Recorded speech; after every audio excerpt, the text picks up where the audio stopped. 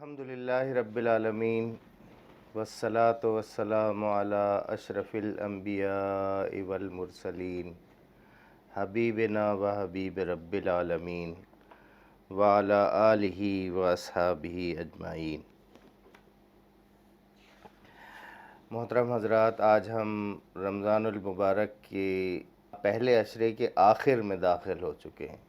آج 10ویں شب ہے، 9 روزے ہم گزار چکے ہیں۔ اللہ تعالیٰ سے دعا ہے کہ وہ ہمیں رمضان المبارک کی برکتیں اور سعادتیں عطا فرمائے اور اس ماہ مبارک میں اپنے کلام کو پڑھنے، اسے سمجھنے اور اس پر عمل کرنے کی توفیق عطا فرمائے۔ کل تک ہم نے 38 رکوع تک مطالعہ کر لیا تھا۔ 2 باتیں جو کل ہم نے اس سے پہلے یہاں سرسری طور پر پڑھی تھیں، تھوڑی سی ان کی وضاحت میں چاہتا ہوں کہ ہو جائے۔ اس میں سے ایک بات یہ تھی کہ ارشاد ہوا فَمَن يَكْفُرْ بِالطَّاغُوتِ وَيُؤْمِن بِاللَّهِ فَقَدِ اسْتَمْسَكَ بِالْعُرْوَةِ الْوُثْقَىٰ لَا انفصام لَهَا وَاللَّهُ سَمِيعٌ عَلِيمٌ، کہ اب جو کوئی طاغوت کا انکار کرے اور اللہ پر ایمان لے آئے، اس نے ایک ایسا مضبوط سہارا تھام لیا جو کبھی ٹوٹنے والا نہیں، اور اللہ جس کا سہارا اس نے لیا ہے وہ سب کچھ سننے اور جاننے والا ہے۔ اور جو لوگ ایمان لاتے ہیں ان کا حامی و مددگار اللہ ہے، وہ ان کو تاریکیوں سے روشنی کی طرف لاتا ہے، اور جو لوگ کفر کی راہ اختیار کرتے ہیں ان کے حامی و مددگار طاغوت ہیں، وہ انہیں روشنی سے تاریکیوں کی طرف کھینچ لے جاتے ہیں۔ یہ آگ میں جانے والے لوگ ہیں جہاں یہ ہمیشہ رہیں گے۔ تو اب طاغوت کو سمجھنا بھی بہت ضروری ہے۔ لغت کے اعتبار سے طاغوت ہر اس شخص کو کہا جائے گا جو اپنی جائز حد سے تجاوز کر گیا ہو۔ قرآن مجید کی اصطلاح میں طاغوت سے مراد ہر وہ بندہ ہے جو بندگی کی حد سے تجاوز کر کے خود آقائی اور خداوندی کا دم بھرے اور خدا کے بندوں سے اپنی بندگی کرائے۔ آپ دیکھیے طاغوت طغا سے ہے۔ آپ طغیانی کا لفظ عام طور پر استعمال کرتے ہیں، آپ کہتے ہیں سمندر میں طغیانی آ گئی۔ تو جب سمندر میں طغیانی آتی ہے تو اس کا نتیجہ کیا ہوتا ہے کہ ساحل پہ جتنی بستیاں ہوتی ہیں وہ برباد ہو جاتی ہیں۔ یہ طغیانی جتنی بڑھے گی اتنا زیادہ تباہی لائے گی۔ سمندر کو تو اللہ تعالیٰ نے اپنے حکم سے روکا ہوا ہے، ورنہ یہ سمندر ایک ہی موج میں ساری زمین کو غارت کرنے کے لیے کافی ہے۔ لیکن انسان جب اپنی حد سے تجاوز کرتا ہے اور بندگی کی حد سے جب وہ خدائی کی طرف آتا ہے، اور یہ ہماری پوری زندگی کا واقعہ ہے، یہ ہماری جو روزمرہ کی عملی زندگی ہے اس میں اگر ہم دیکھیں تو ہمارا جس سے سابقہ پیش آتا ہے، جو ہم سے زیادہ با اختیار ہے، ہم یہ دیکھتے ہیں کہ وہ طغیانی کا شکار ہے۔ یہ طغیانی یہ اپنی جو دستور میں لکھی ہوئی حدود ہیں ان سے تجاوز بھی طغیانی ہے، کی جو حدود ہیں ان سے بھی تجاوز یہ بھی طغیانی ہے، یہ بھی طاغوت ہے۔ اور طاغوت کا انکار یہ اللہ تبارک و تعالیٰ کو مطلوب ہے۔ اللہ کے بندے ان کو کیا چاہیے کہ وہ طاغوت کا انکار کریں، لیکن طاغوت کا انکار جب نہیں ہوگا اور بندوں کی خدائی کو تسلیم کر لیا جائے گا، بندوں کی حد سے تجاوز اختیار کرنے کو قبول کر لیا جائے گا، اور چاہتے یا نہ چاہتے ہوئے ان کی اطاعت اور بندگی کی جائے گی، تو صرف ایک طاغوت نہیں ہوگا بلکہ بہت سے طاغوت ہوں گے۔ آپ جہاں جائیں گے، جس بستی میں رہیں گے، وہاں کوئی نہ کوئی طاغوت موجود ہوگا۔ جس بزنس میں ہوں گے وہاں طاغوت موجود ہوں گے۔ آپ آج کل ان کو مافیا کی صورت میں ایک لفظ دیتے ہیں۔ آپ دیکھیں زندگی کے ہر شعبے میں مافیاز موجود ہیں۔ یہ کیا ہیں؟ یہ طاغوت ہیں۔ ان طاغوتوں سے، ان طواغیت سے جو جمع ہے طاغوت کی، انکار ہی اصل میں آپ کی جو زندگی ہے اس کے سدھار کا طریقہ ہے۔ اور اللہ تبارک و تعالی یہاں پر ایک گارنٹی دیتے ہیں کہ اگر تم طاغوت سے انکار کرو گے تو اس کے نتیجے میں کیا ہوگا؟ اللہ پر تمہارا ایمان ظاہر ہوگا، مضبوط، اور تمہارا اللہ پر ایمان ایسا ہے کہ تم نے ایک مضبوط سہارا تھام لیا جو کبھی ٹوٹنے والا نہیں ہے۔ اچھا، پھر اللہ کیا کرتا ہے اور طاغوت کیا کرتے ہیں؟ اللہ جو ہے، جس کا سہارا اہل ایمان لیتے ہیں، وہ سب کچھ سننے اور جاننے والا ہے، اور جو لوگ ایمان لاتے ہیں ان کا اللہ تعالی حامی اور مددگار ہے، اور وہ ان کو تاریکیوں سے نکال کر روشنی کی طرف لے جاتا ہے۔ آج زندگی تمام شعبوں میں تاریکیوں کی طرف ہے، تاریکیوں میں ڈوبی ہوئی ہے۔ اس سے آپ کسی بھی طرح انکار نہیں کر سکتے۔ آپ تعلیم کا شعبہ لے لیجئے، آپ صحت کا شعبہ لے لیجئے، آپ بیوروکریسی کو لے لیجئے، آپ دوسرے سارے اداروں کو لے لیجئے، یہ سارے طاغوت بنے ہوئے ہیں۔ ان سب میں مافیاز ہیں۔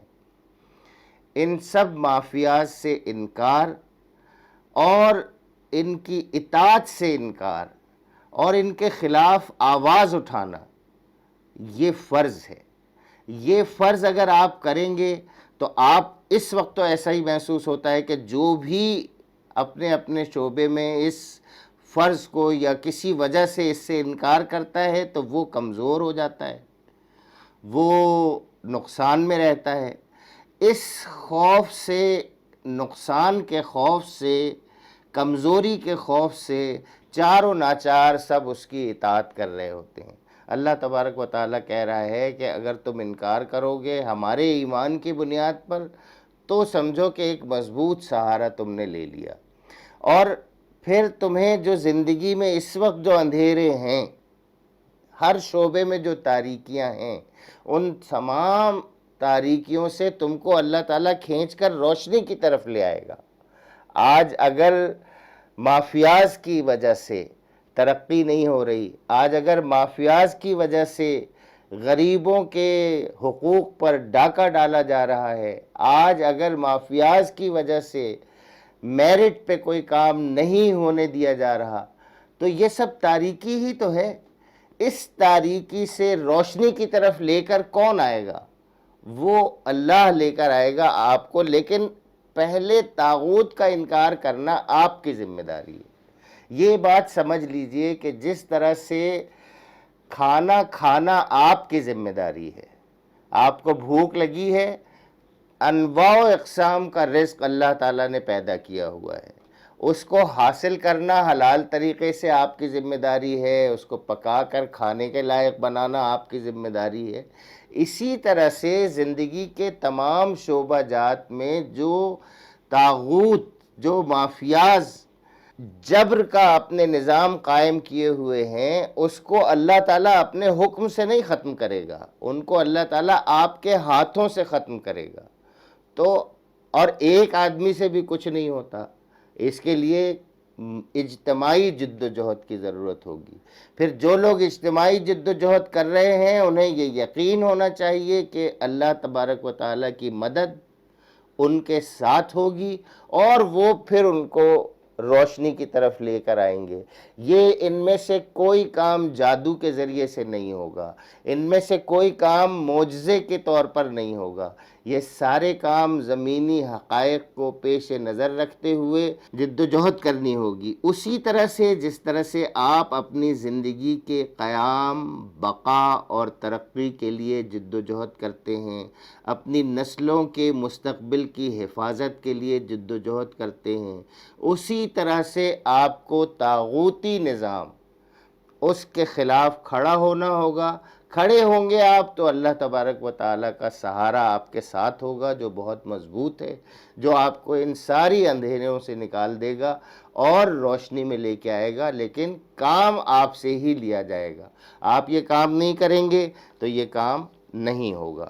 ایک حکم یہاں آیا تھا سود کے حوالے سے، اے لوگو جو ایمان لائے ہو، خدا سے ڈرو اور جو کچھ تمہارا سود لوگوں پر باقی رہ گیا ہے اسے چھوڑ دو۔ اگر واقعی تم ایمان لائے ہو، لیکن اگر تم نے ایسا نہ کیا تو آگاہ ہو جاؤ کہ اللہ اور اس کے رسول کی طرف سے تمہارے خلاف اعلان جنگ ہے۔ یہ آیت فتح مکہ کے بعد نازل ہوئی تھی، جبکہ عرب اسلامی حکومت کے زیر نگیں آ گیا تھا۔ اس سے پہلے اگرچہ سود ایک ناپسندیدہ چیز سمجھا جاتا تھا، مگر قانوناً اسے بند نہیں کیا گیا تھا۔ اس آیت کے نزول کے بعد اسلامی حکومت کے حدود میں سودی کاروبار ایک فوجداری جرم بن گیا۔ اس آیت کے آخری الفاظ کی بنا پر ابن عباس رضی اللہ تعالیٰ عنہ، حسن بصری رحمۃ اللہ علیہ، ابن سیرین اور ربیع بن انس رضی اللہ تعالیٰ عنہ کی رائے یہ ہے کہ جو شخص دارالاسلام میں سود کھائے تو اسے توبہ پر مجبور کیا جائے، اور اگر باز نہ آئے تو اسے قتل کر دیا جائے۔ آپ سن رہے ہیں کہ جو شخص دارالاسلام میں سود کھائے اسے وارننگ دی جائے اور توبہ پر مجبور کیا جائے، اور اگر وہ نہ مانے تو اسے قتل کر دیا جائے۔ دوسرے فقہا کی رائے یہ بھی ہے کہ ایسے شخص کو قید کر دینا کافی ہے، اور جب تک وہ سود خواری سے توبہ نہ کر لے، چھوڑنے کا عہد نہ کر لے، اسے رہا نہ کیا جائے۔ آپ حیران نہیں ہو رہے کہ اسلامی سوسائٹی میں سود کھانا، سودی کاروبار کرنا واجب القتل قرار دیا گیا ہے؟ آپ اس پہ ذرا سا بھی آپ کے ماتھے پہ شکن نہیں آتی، اور ویسے تو آپ روزمرہ زندگی میں ہر ایک کو واجب القتل قرار دیتے ہیں۔ تھوڑا سا اس پہ بھی سوچئے کہ کیوں وہ جو واضح حکم قرآن مجید میں ہے کہ سود کا مطلب یہ ہے، سودی کاروبار کا مطلب کہ اللہ اور اس کے رسول سے اعلان جنگ۔ اگر آپ یہ کہتے ہیں کہ آج ایسے حالات نہیں ہیں، تو پھر اپنے ساری زندگی کے دوسرے معاملات کو بھی اپنی اس رائے پر منطبق کیجئے نا۔ ایسا تو نہیں ہونا چاہیے کہ آپ اس واضح حکم کو تو آپ بالکل اگنور کر دیں، اور روزمرہ زندگی میں ایک دوسرے کو کافر اور واجب القتل قرار دیں، اور جس کا دل چاہے وہ قتل بھی کر دیں۔ اب ہم آتے ہیں آخری دو رکوع کی جانب۔ اس میں ایک رکوع جو ہے وہ روزمرہ کے معاملات سے متعلق ہے کہ اے لوگو جو ایمان لائے ہو، جب کسی مقرر مدت کے لیے تم آپس میں قرض کا لین دین کرو تو اسے لکھ لیا کرو۔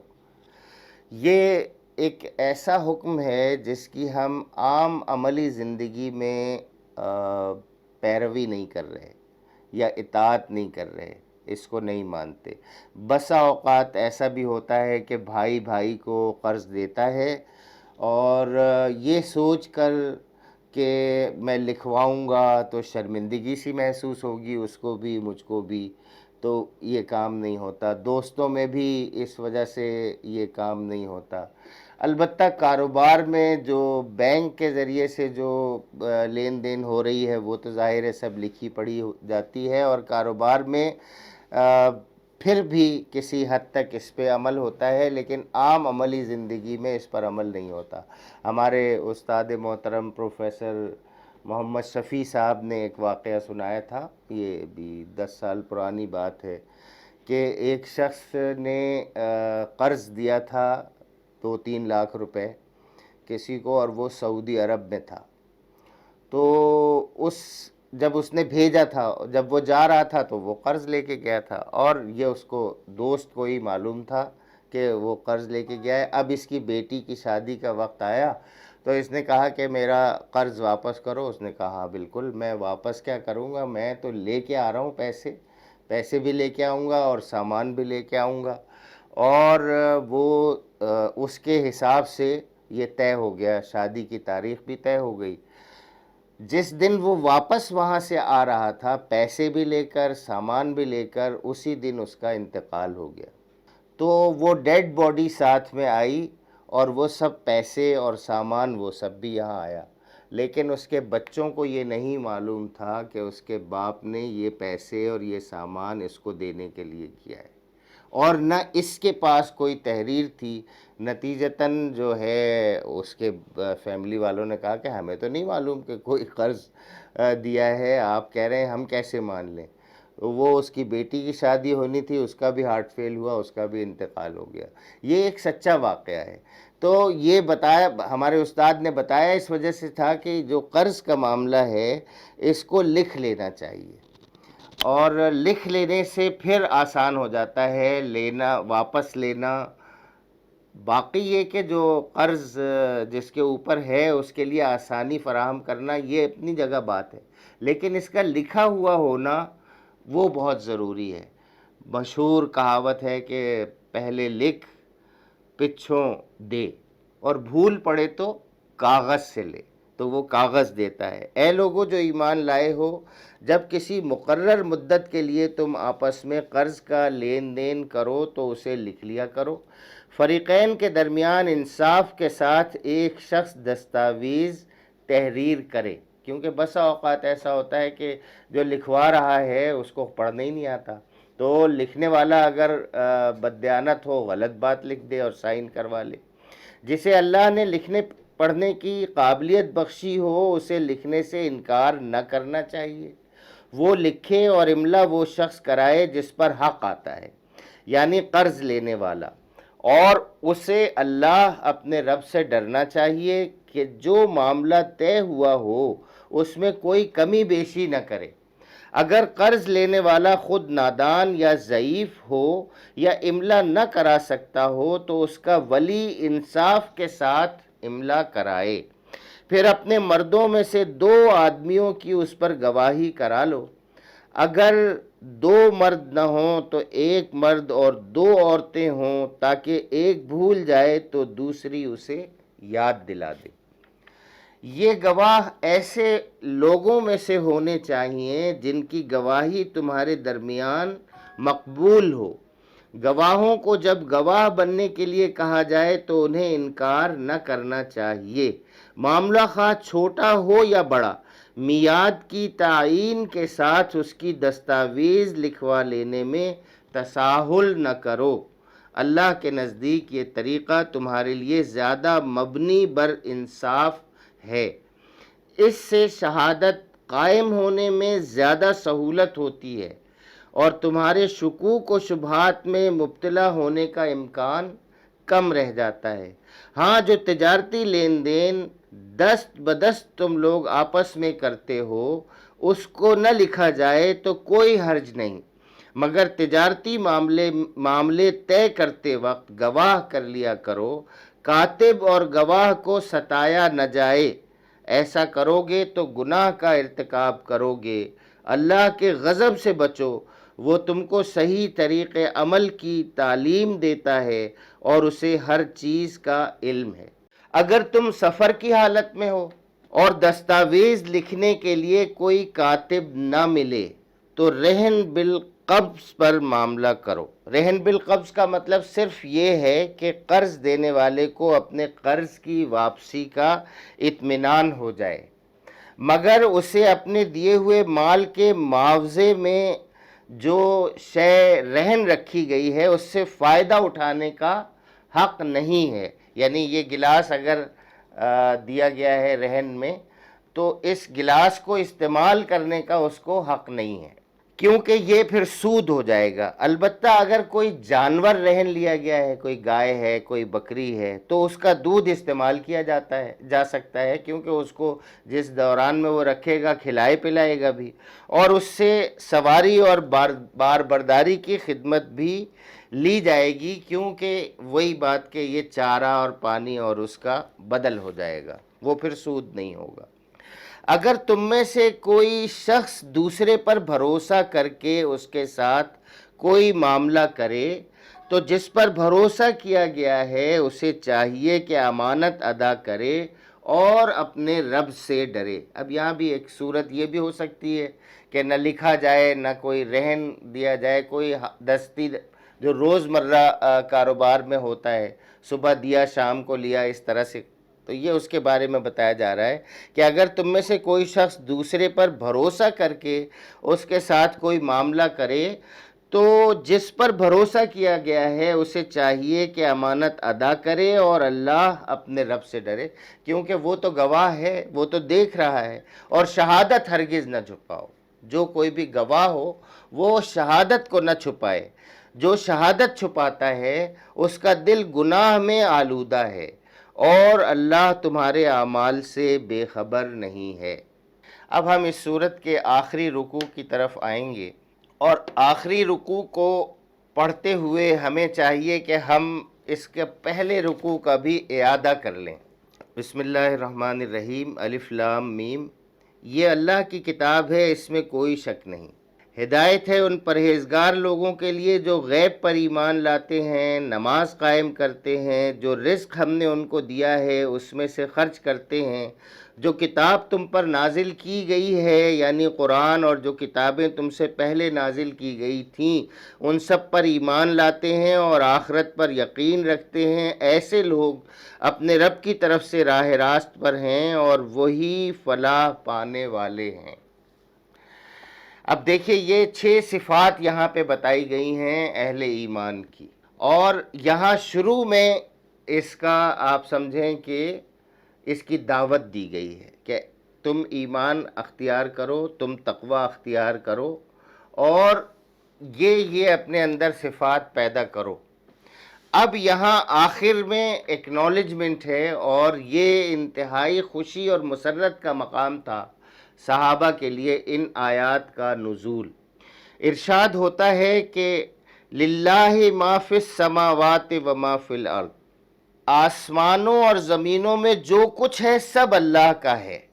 وَإِن تُبْدُوا مَا فِي أَنفُسِكُمْ، تم اپنے دل کی باتیں چاہے ظاہر کرو چاہے چھپاؤ، او تخفوہ یحاسبکم بہ اللہ، اللہ بہرحال ان کا حساب تم سے لے لے گا۔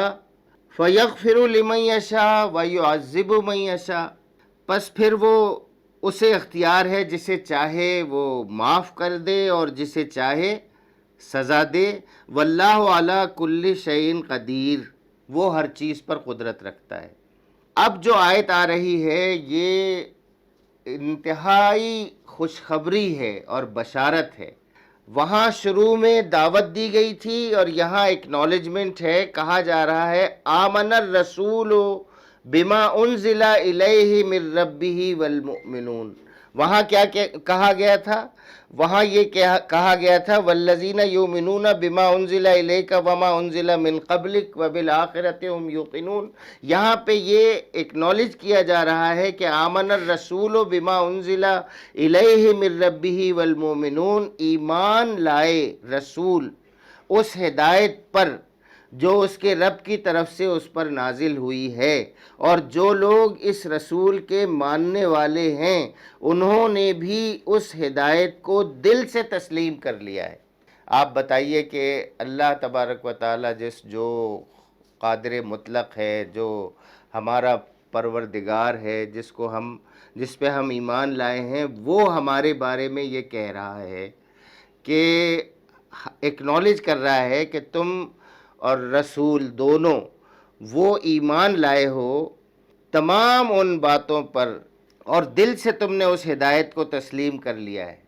رسول اس ہدایت پر ایمان لایا ہے جو اس کے رب کی طرف سے اس پر نازل ہوئی، اور جو لوگ اس رسول کے ماننے والے ہیں انہوں نے بھی اس ہدایت کو دل سے تسلیم کر لیا ہے۔ تو اگر ہم آج اس کو اس طرح سے پڑھتے ہیں کہ ہم نے واقعی ان ہدایات کو تسلیم کر لیا ہے جو اس سے پہلے یہاں تک ہم نے پڑھی ہیں، تو ہم کتنی بڑی خوشخبری کے مستحق ہیں۔ ہم حضور صلی اللہ علیہ وسلم اور صحابہ اور اس کے بعد تمام ان کے پیچھے آنے والے صالحین اہل ایمان میں ہم شامل ہو گئے، اور اللہ تعالی ہم سے مخاطب ہے۔ یہاں پہ اللہ تعالی ہم سے مخاطب ہے اور ہماری تعریف کر رہا ہے، اور کہہ رہے ہیں کہ کلن آمن باللہ و ملائکتہ و کتبہ و رسلہ، یہ سب کے سب اللہ اور اس کے فرشتوں اور اس کی کتابوں اور اس کے رسولوں کو مانتے ہیں۔ کون کہہ رہا ہے؟ اللہ تعالیٰ کہہ رہا ہے مانتے ہیں۔ لا نفرق بین احد من رسلہ، یہ سب اللہ اور اس کے فرشتوں اور اس کی کتابوں اور اس کے رسولوں کو مانتے ہیں، اور ان کا قول یہ ہے کہ ہم اللہ کے رسولوں کو ایک دوسرے سے الگ نہیں کرتے۔ لا نفرق بین احد من رسلہ، اور وہ کیا کہتے ہیں؟ وقالو، وہ کہتے ہیں سمعنا واطعنا، ہم نے سنا اور اطاعت کی۔ یہ ہے شعار، یہ ہے کلمہ، وہ جو ہمارے ہر بچے کو ہر وقت زبان پر رہنا چاہیے۔ سمعنا واطعنا، ہم نے سنا اور ہم نے اطاعت کی۔ ہم سے پہلے جو اہل کتاب کا گروہ گزرا ہے، انہوں نے کیا کہا تھا؟ ہم پڑھ چکے ہیں بنی اسرائیل کی تاریخ میں، انہوں نے کہا سمعنا وعصینا، انہوں نے کہا تھا ہم نے سنا لیکن ہم مانیں گے نہیں۔ اور اہل ایمان ہم کیا کہتے ہیں؟ سمعنا، زور سے بولو، واطعنا، ہم نے سنا اور ہم نے اطاعت کی۔ اب اللہ تبارک و تعالیٰ کیا کہتا ہے؟ غفرانک ربنا وإلیک المصیر، یعنی یہ اہل ایمان کی دعوت ہے۔ سمعنا و اطعنا کے بعد بھی وہ کہتے یہ ہیں کہ مالک ہماری مغفرت فرما اور ہمیں پلٹ کر تیرے پاس ہی جانا ہے۔ یعنی وہ صرف یہ نہیں کہتے کہ ہم نے سنا اور اطاعت کی اور اس کے بعد کوئی فخر جتا رہے ہوں، اب آپ ہمارے ساتھ جو ہے وہ کوئی امتیازی سلوک کریں، نہیں، وہ کہتے ہیں مالک ہم تجھ سے خطا بخشی کے طالب ہیں۔ کیونکہ اطاعت وہ کام ہے جس کا دعویٰ تو کیا جا سکتا ہے لیکن پوری طرح سے اطاعت نہیں کی جا سکتی۔ ہر وقت کوئی نہ کوئی غلطی، اطاعت میں کوئی نہ کوئی کمزوری، نماز ہم ادا کرتے ہیں، نماز میں پوری توجہ نہیں ہو جانا، ادھر سے ادھر خیالات کا چلے جانا، یا جو بھی کام ہم کرتے ہیں اس میں 19-20 ہو جانا، اس سب کے لیے ہم ڈرے رہتے ہیں۔ یہ ہماری کیا خصوصیت ہے اہل ایمان کی کہ وہ نیکی کرنے کے بعد بھی، اطاعت کرنے کے بعد بھی اللہ تعالیٰ سے، اور ہم اس سے کہتے ہیں کہ تجھ سے خطا بخشی کے طالب ہیں اور ہمیں تیری ہی طرف پلٹنا ہے۔ تو اللہ تبارک و تعالیٰ کہتے ہیں لا یکلف اللہ نفسا الا وسعها، اس دن جب حساب لیا جائے گا تم گھبراؤ نہیں، اللہ کسی متنفس پر اس کی مقدرت سے بڑھ کر ذمہ داری کا بوجھ نہیں ڈالتا۔ یہاں زندگی میں بھی، دنیا کی زندگی میں بھی یہ اصول ہے کہ آپ کو جو صلاحیت دی ہے، آپ کو جو وسائل دیے ہیں، اس کے مطابق آپ کی ذمہ داریوں کا تعین ہوگا۔ بات سمجھ میں آ رہی ہے؟ آپ کو جو صلاحیتیں دی ہیں، آپ کو جو وسائل دیے ہیں، ان کے مطابق ہی آپ کی ذمہ داریوں کا تعین ہوگا۔ جتنی صلاحیت جو چیزیں نہیں دی ہیں اس کا نہیں ہوگا۔ لا یکلف اللہ نفسا الا وسعها، کسی متنفس پر اس کی قدرت، اس کی مقدرت سے بڑھ کر ذمہ داری کا بوجھ نہیں ڈالتا، اور ہر شخص لہا ما کسبت وعلیہا مکتسبت، ہر شخص نے جو نیکی کمائی ہے اس کا پھل اسی کے لیے ہے، اور جو بدی سمیٹی ہے اس کا وبال اسی پر ہے۔ یہ نہیں ہو سکتا کہ کوئی نیکی آپ کمائیں اور کوئی نیک کام آپ کریں اور اس کا اجر کسی اور کو دے دیا جائے۔ بالکل بے فکر ہو جائیں آپ، جو بھی نیکی آپ کریں گے اس کا اجر کس کو ملے گا؟ اللہ تعالیٰ کی طرف سے آپ کو ملے گا، وہ سب کچھ دیکھنے والا ہے۔ اور جو کچھ برائی بھی آپ کریں گے اس کا بھی بدلہ آپ ہی کو بھگتنا پڑے گا، کوئی اور اس کو نہیں بھگتے گا۔ آخر میں دعا سکھائی جا رہی ہے، یہ دعا ہے اہل ایمان کی، ربنا لا تؤاخذنا ان نسینا او اخطانا۔ اے ایمان لانے والو، تم یوں دعا کیا کرو، اے ہمارے رب ہم سے بھول چوک میں جو قصور ہو جائیں ان پر گرفت نہ کر۔ ربنا ولا تحمل علینا اسرا کما حملتہ علی الذین من قبلنا ربنا ولا تحملنا ما لا طاقت لنا بہ واعف عنا واغفر لنا وارحمنا انت مولانا فانصرنا علی القوم الکافرین۔ اے ایمان لانے والو، تم یوں دعا کیا کرو، اے ہمارے رب ہم سے بھول چوک میں جو قصور ہو جائیں ان پر گرفت نہ کر، مالک ہم پر وہ بوجھ نہ ڈال جو تو نے ہم سے پہلے لوگوں پر ڈالے تھے، پروردگار جس بار کو اٹھانے کی طاقت ہم میں نہیں ہے وہ ہم پر نہ رکھ، ہمارے ساتھ نرمی کر، ہم سے درگزر فرما، ہم پر رحم کر، تو ہمارا مولا ہے، کافروں کے مقابلے میں ہماری مدد فرما۔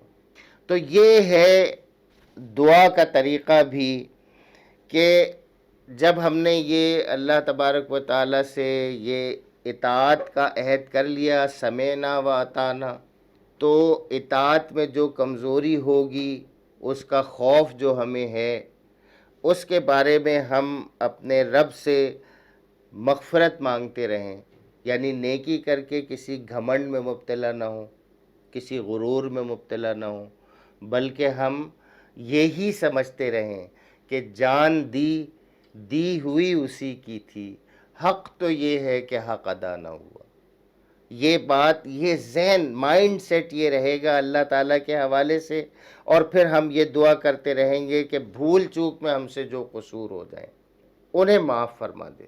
اور مالک جو اب اس پہ آپ وہ طاغوت کے حوالے سے جو بات ہم نے کی ہے اس کو بھی ذہن میں رکھیے گا، آج کی صورتحال کو بھی ذہن میں رکھیے۔ اب دعا کیا کر رہے ہیں، کیا سکھا رہے ہیں کہ ہم پر وہ بوجھ نہ ڈال جو تو نے ہم سے پہلے لوگوں پر ڈالے تھے، پروردگار جس بار کو اٹھانے کی طاقت ہم میں نہیں ہے وہ ہم پر نہ رکھ، ہمارے ساتھ نرمی کر، ہم سے درگزر فرما، ہم پر رحم کر، تو ہمارا مولا ہے۔ مولا مطلب تو ہمارا دوست ہے، تو ہمارا ولی ہے۔ تو یہاں پہ کس سے کہا جا رہا ہے ولی؟ یہ کسی خاص بندے سے کہا جا رہا ہے؟ اللہ تعالیٰ ولی ہے نا، کس کا ولی ہے؟ کوئی خاص بندے کا یا سب کا؟ نہیں، سب کا ولی ہے اللہ تعالیٰ، سب کا مولا ہے۔ سب کا مولا ہے تو اس کا مطلب ولایت کا جو راستہ ہے وہ سب کے لیے اوپن ہے، ولایت کا دروازہ سب کے لیے اوپن ہے، سارے ولی اللہ بن سکتے ہیں۔ تو کوشش کس کی کرنی چاہیے کہ اللہ تبارک و تعالیٰ نے کہہ دیا کہ ہم تمہارے مولا ہیں، تو ہم بھی مانیں کہ اللہ ہمارا مولا ہے، اور پھر اس کے بعد ہم کافروں کے مقابلے میں مدد مانگیں اللہ تبارک و تعالیٰ سے۔ کافروں کے مقابلے میں مدد کون مانگے گا؟ وہی مانگے گا نا جو جد و جہد کر رہا ہو، ان سے مقابلہ کر رہا ہو۔ آج ہماری زندگی کافروں کو بد دعائیں دینے کے لیے تو گزر رہی ہے، لیکن کافروں سے مقابلہ کرنا، یہ اس کا ہم سوچتے بھی نہیں ہیں، اور کافروں سے مقابلہ کرنے کا جب بھی سوچتے ہیں تو ہم یہی سوچتے ہیں کہ ہم انہیں قتل کر دیں، بس اس کے علاوہ نہیں آتا۔ کافروں سے مقابلہ کرنا ہے تو کیا بات ذہن میں آئے گی؟ ان کو قتل کر دیں، ان کے اوپر ایٹم بم گرا دیں، ان کے اوپر جو ہے وہ دھماکے کر دیں۔